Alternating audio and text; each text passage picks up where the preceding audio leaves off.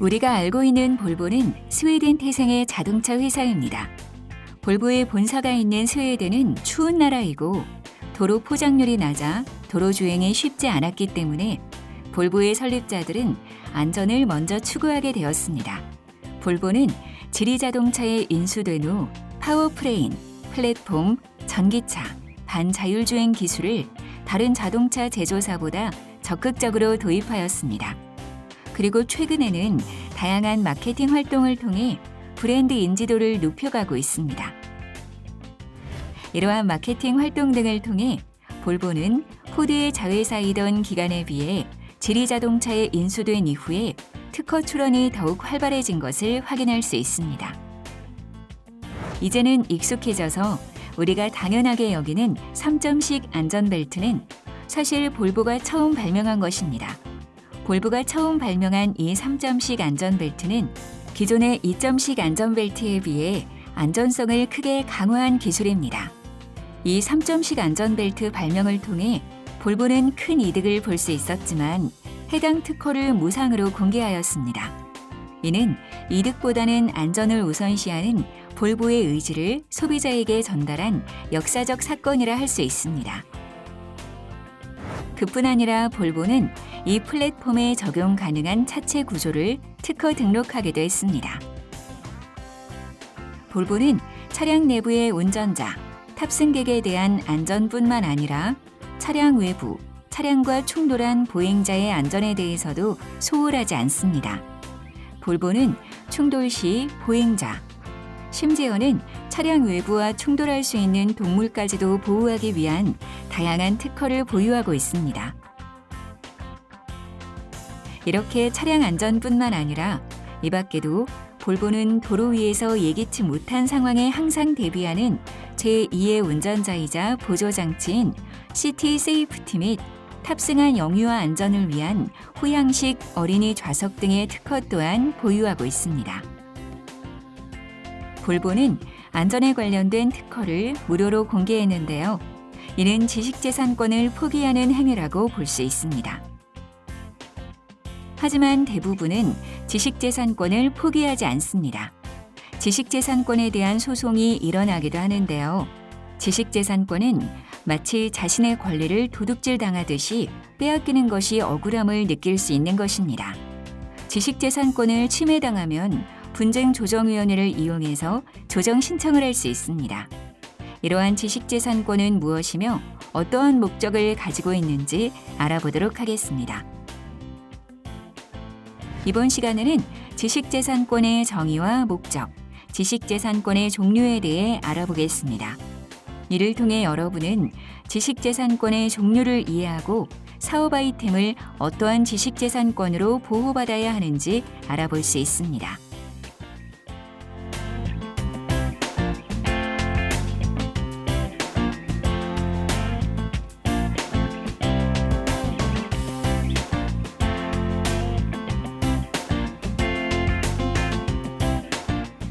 안녕하세요. 특허그룹뷰의 김형민 변리사입니다. 저는 여러분들과 함께 총 5주의 시간 동안 저는 지식재산권의 개론, 그 다음에 지식재산권이 왜 여러분들한테 필요한지, 그리고 나아가 이제 다양한 지식재산권 중에서 특허권, 그거에 관해서 이제 설명을 드릴 텐데요.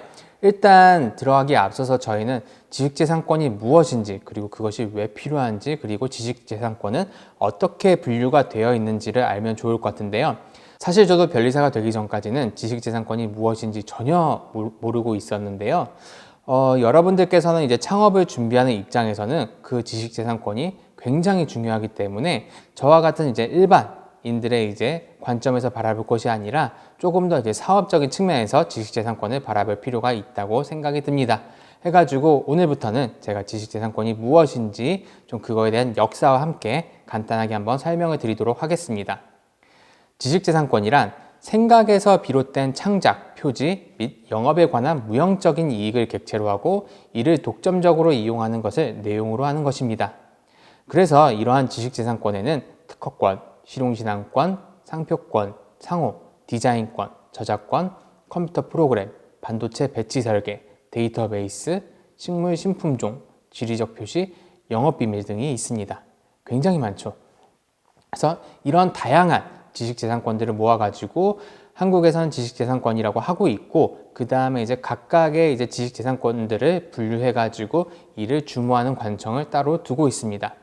우리나라의 경우에는 지식재산권이라는 용어는 특허청에서 주로 사용하고 있으며, 이를 무채재산과 동일한 개념이라고 볼 수 있습니다. 즉, 그 형태가 없는 재산이라는 것이죠.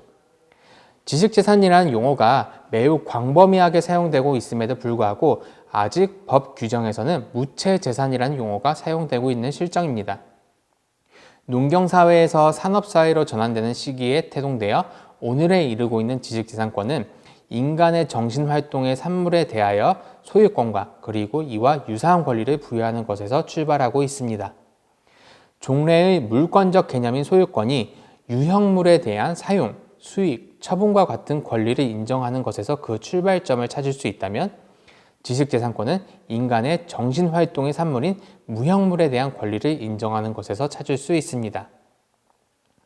이와 같이 지식재산권은 본질적으로 사유재산제도 그리고 자본주의에서 그 뿌리와 발전을 가늠해 볼 수 있습니다.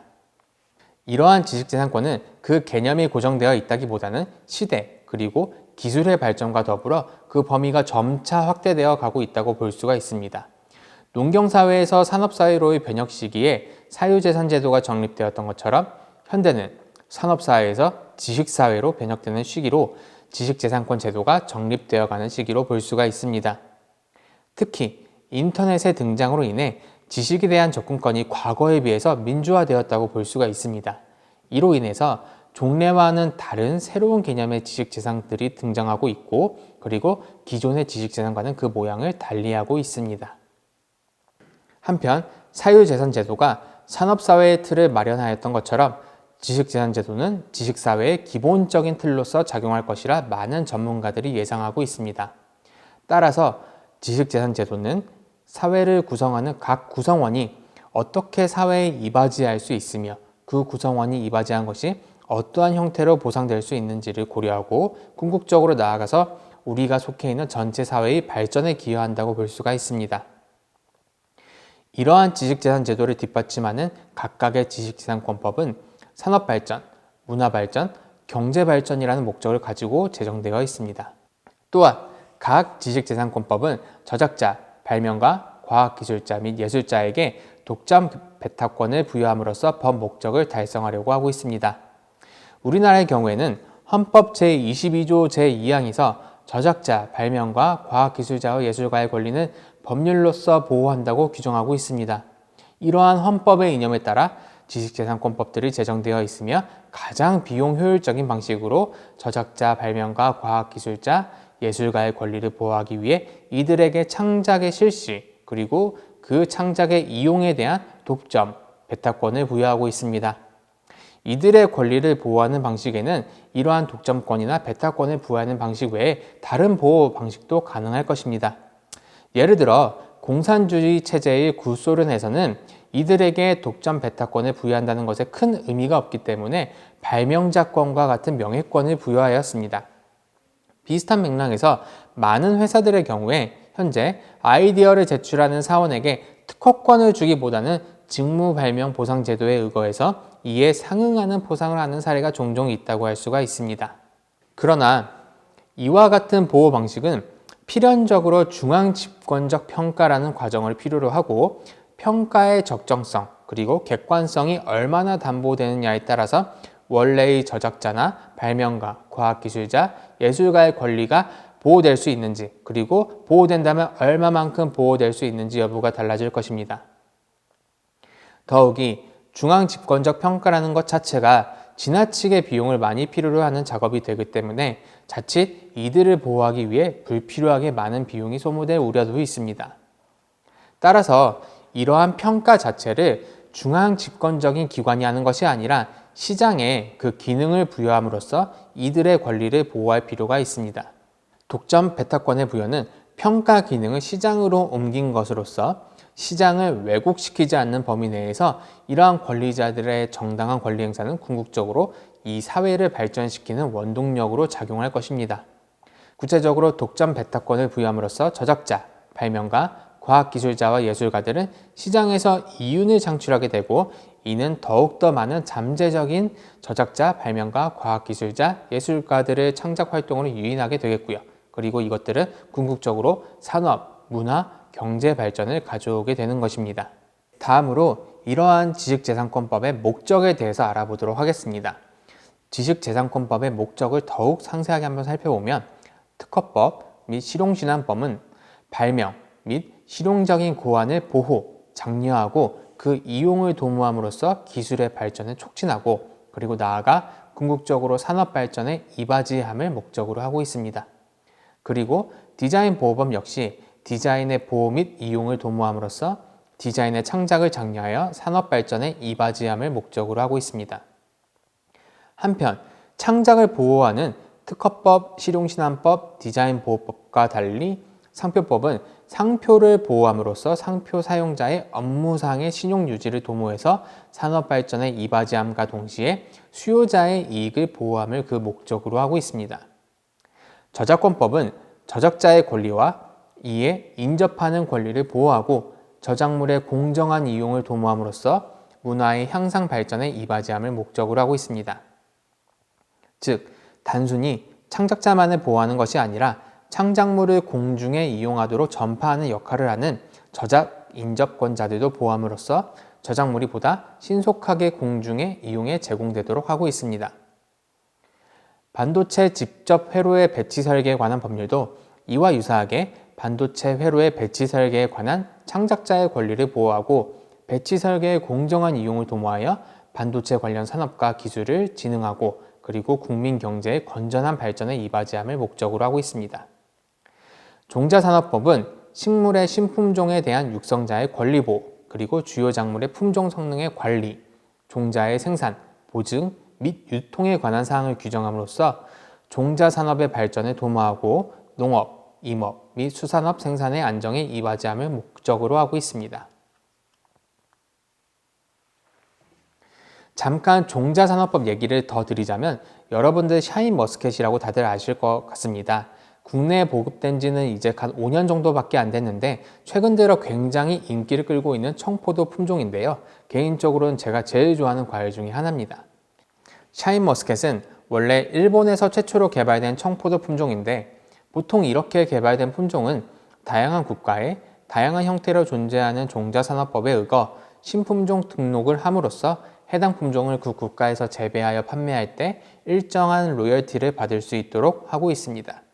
즉, 품종을 새로 개발했을 경우 종자산업법에 의거해서 신품종으로 등록하여 품종보호권을 받을 경우에 이 등록권자는 이를 재배, 생산, 판매하는 자들에게 로열티를 받을 수 있는 것이죠.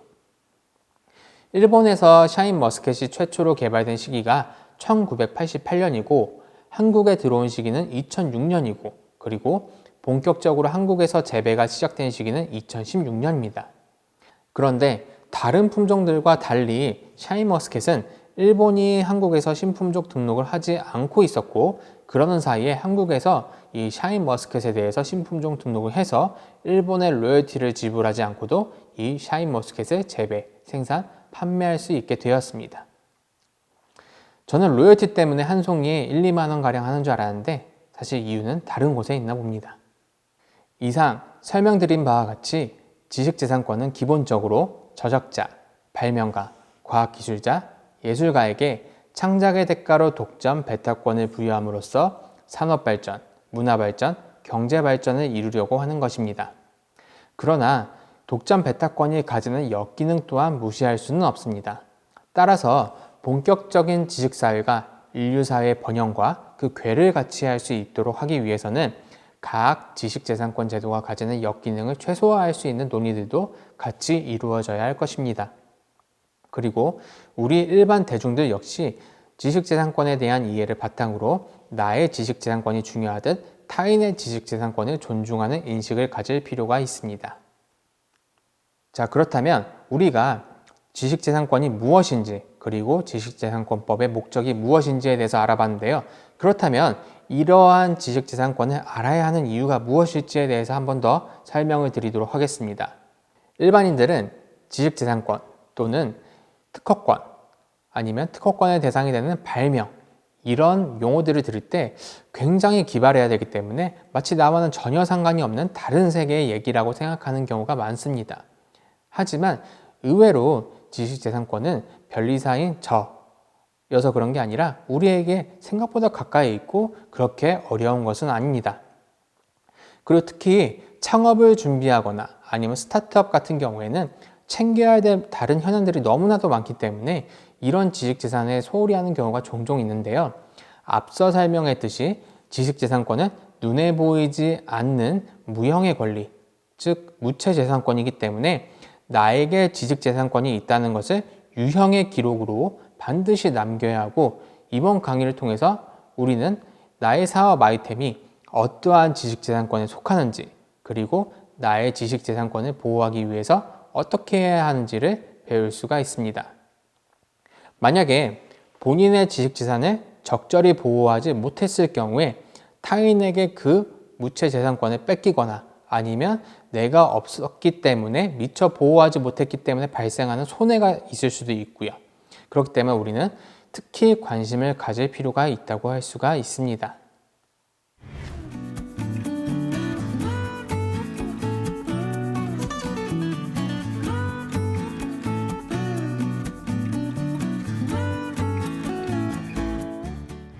일단 여러분들이 가지고 계시는 사업 아이템을 지식재산권으로 보호하기 위해서는 여러분들의 사업 아이템이 어떠한 지식재산에 해당이 되는 것인지를 정확하게 판단을 하실 수가 있어야 됩니다.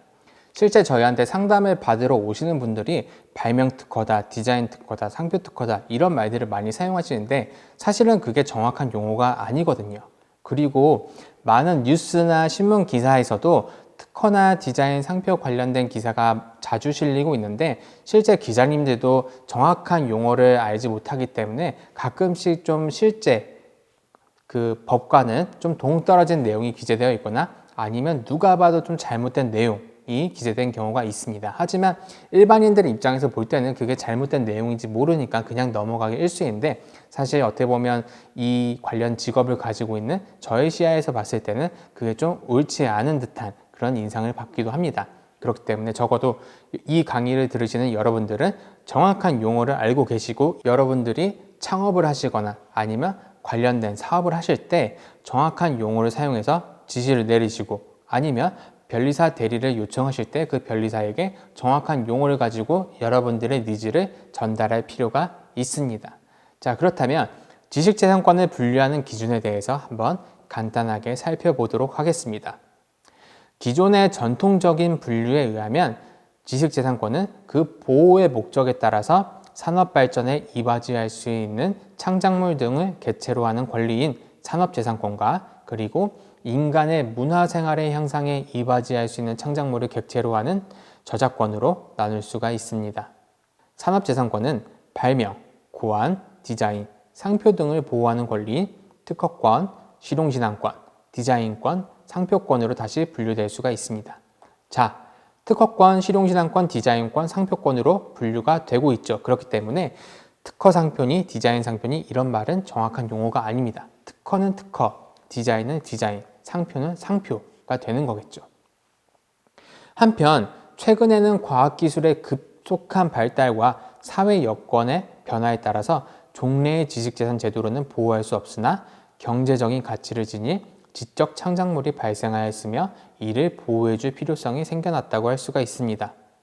하지만 이러한 지적 창작물이 발생할 때마다 법을 바꿔가지고 이들을 모두 법으로 포용하기에는 법적 안정성이 굉장히 떨어지고 이거를 논의해 나가는 그런 시간들이 굉장히 소모적이기 때문에 실제 법을 해석하는 측면에 있어서 조금 유연하게 해석을 해가지고 이러한 다양한 지적 창작물들도 보호할 수 있도록 하고 있습니다. 자, 그래서 전통적인 지식재산권에 더해서 새로이 대두된 반도체 배치 설계 그리고 데이터베이스 등을 보호하기 위한 논의가 진행되고 있고요. 실제로도 이들에 대해서 보호를 해주고 있습니다. 그리고 이렇게 새로이 발생한 지적 창작물을 신지식재산권으로 해가지고 별도로 보호를 하고 있다고 할 수 있습니다. 이 도표를 보시면 한국에서 우리가 가질 수 있는 지식재산권들의 종류가 정확히 그리고 온전히 모두 다 나와 있습니다. 앞서 설명드린 것과 같이 전통적 지식재산권은 산업재산권과 저작권으로 분류가 될 수 있고요. 산업재산권은 실제 산업과 연관된 무체재산인 지식재산권을 보호하는 권리라고 보시면 되겠습니다. 해가지고 우리가 어떤 거에 대해서 발명을 했다, 그러면 특허권으로 보호가 되는 것이고요.